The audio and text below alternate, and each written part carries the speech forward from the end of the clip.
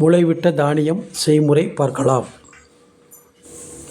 அவித்த முளைவிட்ட தானியம் மசாலா கிரேவி செய்யும் பக்குவம்.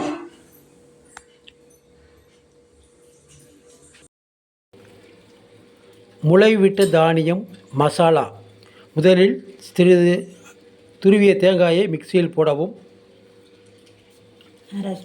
அரை ஸ்பூன் சோம்பு பவுடர், அரை ஸ்பூன் மிளகு, அரை ஸ்பூன் சீரகம்,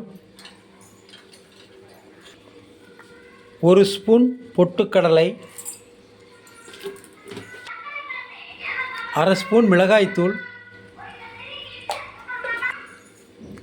2 பெரிய பூண்டு பல்,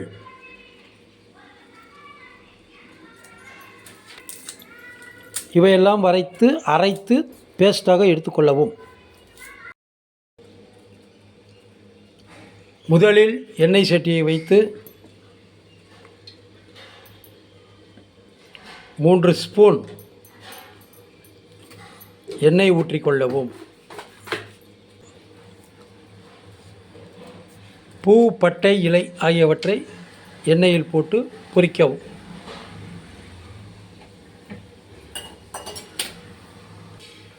கருவேப்பிலை சிறிது போடவும். துருவிய வெங்காயம் அதில் சேர்க்கவும். நன்றாக சிவக்கும் வரை வதக்கவும். 1/4 ஸ்பூன் மஞ்சத்தூள், தேவையான அளவு உப்பு, அத்துடன் வேக வைத்த முளைவிட்ட தானியம் அதில் சேர்க்கவும்.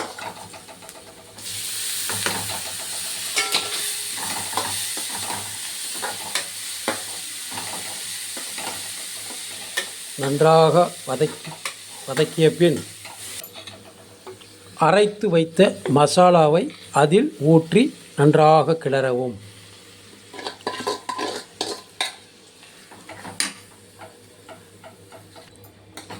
நன்றாக கிளறவும். நன்கு வெந்தபின் இறக்கி வைக்கவும். நன்கு வெந்துவிட்டது. மேலே மல்லித்தழையை தூவி இறக்க வேண்டும். சாப்பிடுவதற்கு மிகவும் சுவையாக இருக்கும். முளைவிட்ட தானியம் என்பதால் அனைத்து சத்துகளும் இதில் இருக்கும். விட்டமின்கள், புரதச்சத்து, தாது உப்புக்கள் அனைத்தும் நிறைந்தது. வாரம் ஒரு முறை இதை செய்து சாப்பிட்டால் உடல் நன்கு வலிமையடையும். வணக்கம்.